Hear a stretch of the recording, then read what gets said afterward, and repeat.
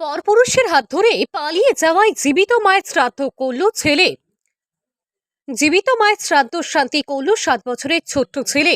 ঘটনা পশ্চিম মেদিনীপুর জেলা চন্দ্রকোনা রোডের দরখোলা এলাকায়। কিন্তু কেন, সেই প্রশ্ন খুঁজতেই গ্রামে গিয়ে দেখলাম শ্রাদ্ধ শান্তি করছে 4 বছরের ছোট্ট ছেলে। মাথা ন্যাড়া করে মায়ের ফটোর সামনে রেখে রীতিমতো ব্রাহ্মণ ডেকে এই শ্রাদ্ধ শান্তির কাজ করলো। সে কারণ উঠে এলো পরিবারের লোকজনদের প্রশ্ন করতে। তার মা চলে গেছে অন্য পরপুরুষের হাত ধরে। 8 বছরের সংসারকে পেছনে ফেলে ছেলেটি বারে বারে মাকে খুঁজে বেড়াচ্ছিল। মা চলে গেছে চলতি এপ্রিল মাসের 6 তারিখে। মায়ের খোঁজ দিতে না পারায় শেষমেশ ওই ছোট্ট শিশুর মায়ের বাড়ির লোকজন এবং বাবার বাড়ির লোকজন সিদ্ধান্ত নেয় শ্রাদ্ধ শান্তি করার। মা অ্যাক্সিডেন্টে মারা গেছে, সে আর ফিরবে না, এই কথা বলা হয়েছে পরিবারের তরফ থেকে।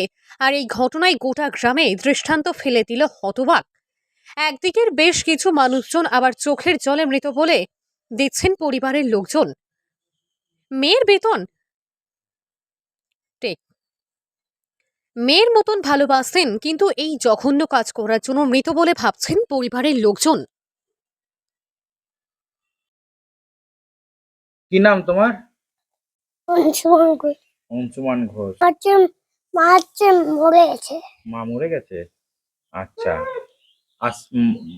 মা আর আসছে না? মা কোথায় গেছে জানো? কি হয়েছে মায়ের? শরীর খারাপ। হ্যাঁ, গাড়ি চাপা দিতে। গাড়ি চাপা দিয়েছে? কি হচ্ছে? এখন ছেলেটা মামা করে প্রচুরই কান্নাকাটি করছে, তাকে ভুলানো যাচ্ছে নি, খাওয়া দাওয়াও করছে নি। আর সেই জন্য আমাদের বাড়ি থেকে সিদ্ধান্ত নিতে হলো যে একটা কিছু করতে হবে। সেই জন্য আমরা শ্রাদ্ধ শান্তি তাকে দিয়ে করিয়ে দিলাম, যাতে ও বোঝে, যে জানে যে আমার মা নাই, আসবে না, মারা গেছে। কোনো দাবি ছেলের প্রতি সে বলেই দিয়েছে যে আমার মায়া নাই, আর নাই। সেই জন্য আমরা এটা লিখতে বাধ্য মেয়ে হলাম। কি অন্য ছেলের সাথে চলে গেছে? হ্যাঁ, একটা ছেলে সাথে চলে গেছে, সেখানে আমরা গেছিলাম, সে ফিরবে না, কোনো ছেলের প্রতি দাবি নাই, সে লিখে দিয়েছে, লিখিত করে দিয়েছে। তার নাম? আমার নাম মীনা ঘোষ। ওই তো দেখতেন তো চোখের জল, মেয়ে মেয়ে ভাবতাম। আজকে সেই বাচ্চাটার দিকে তাকিয়ে কি করবেন? কিছু করা যাচ্ছে নি, মানে কি যে করব, আমরা কোনো কিছু করতে পারছি না। ওকে কি করে রাখবো এতটুকু ছেলেকে? আর ছেলে তবে আমি যত ইয়া করে আমি ছেলে পাঠাবো নি, ছেলে কোনোদিনের জন্য দেবো না। আমার জীবন চলে গেল, আমি ছেলে দেবো না। আমার যা সম্পত্তি আছে আমি ছেলের নামে করে দেবো, আমি ওকে ছেলে দেবো না। ও মেরে দিতে পারে।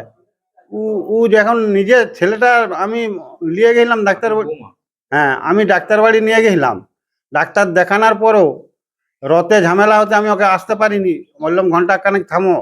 1 ঘন্টা থামতে যে আমাকে এক জায়গায় দাঁড় করে দিয়ে ও বসলো। বসে আমি এবারে ওকে 2টা নাড়ু দিয়েছি। নাড়ুগুলা নিয়ে আমি বললাম তাহলে ওদিকে দিবে যাও। নাড়ুগুলা দিতে গেছি, দিয়ে আর আমি একটু দোকানে পান খেতে গেছি, ঘুরে এসে নাই। চারদিকে খুঁজে খুঁজে খুঁজে খুঁজে ঘুরছি। আমি বলি হ্যাঁ গো, আলো কোথায় গেল? বলছে ওইখানে তো ছিল। দিয়ে ফোন করছি, সুযোগ। আর দিয়ে ছেলেকে ডাকলাম, এই বউ। আজকে যখন চলে গেছে, আর মনের মধ্যে আর কি রাখবো, কি আছে? আমরা জানি মরে গেছে, আর কি করব? আমাদের মুখের সামনে এরকম কথা বলেই তো আমি মরা ছাড়া আর কি ভাববো?